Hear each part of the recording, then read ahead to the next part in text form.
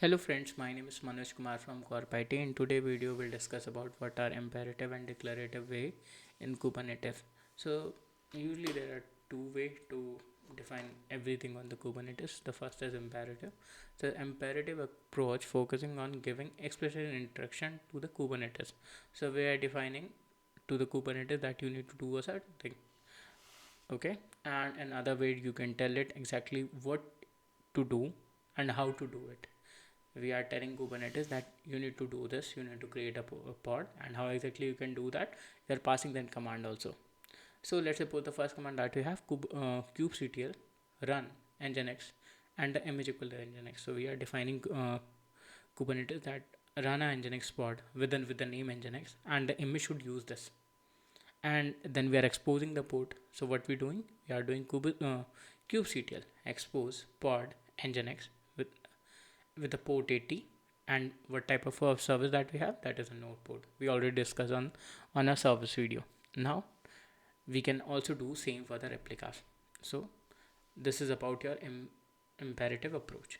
Now the declarative approach define what you want in Kubernetes to achieve rather than how to do it.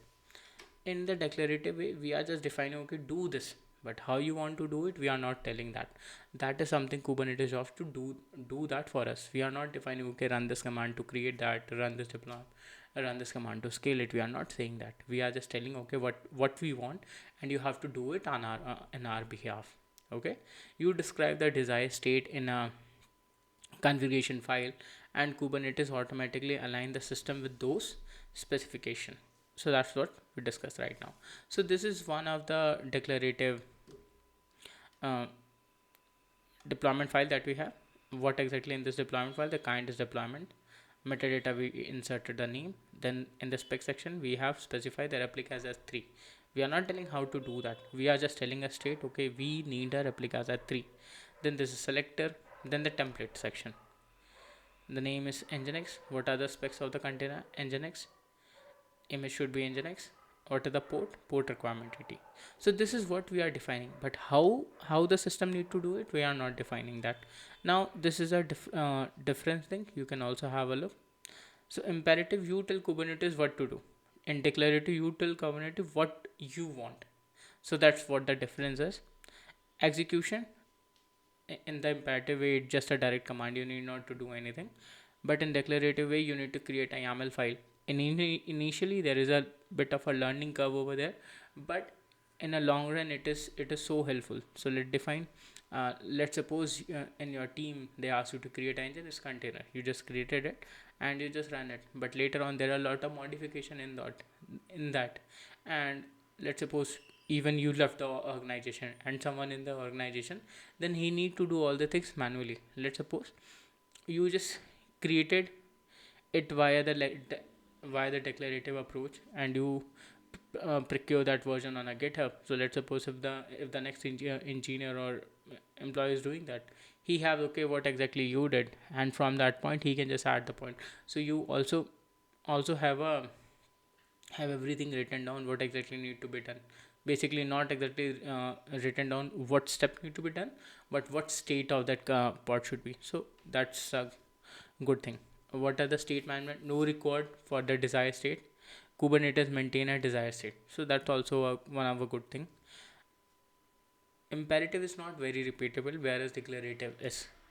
If you are running a certain system in a certain way, you can create a YAML file of that. You can shift to your friend, employee, or someone, and they with the help of the same YAML file, they can also deploy that. So that's a functionality of that. Version control, as I stated in the GitHub example, that is not very easy for you, but in the declarative you can have all your YAML file over there, so it will be really easy.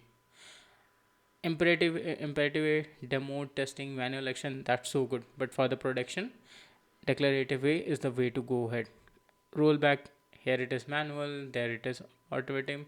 Learning curve, as I stated, in YAML file, when you learn that, it will be bit challenging, and there will be learning curve for that, but over the time it's the way to go. So yeah, that's all about the quick and short video about the imperative and declarative in Kubernetes. I hope you like that. If you have any suggestion or something, let me know in the comment section. In this particular video, there is no much of a lab thing is there. All the command that I specify over there, we already discussed in some of the videos. So that the reason I'm not going ahead and just again trying out on my Kubernetes cluster. So yeah, what I suggest you go through that. I already wrote an article for that. I will also have that in the comment. There you will get lot of other insights also. So that's all for this short video. We'll catch up in the next one. Till the time, peace.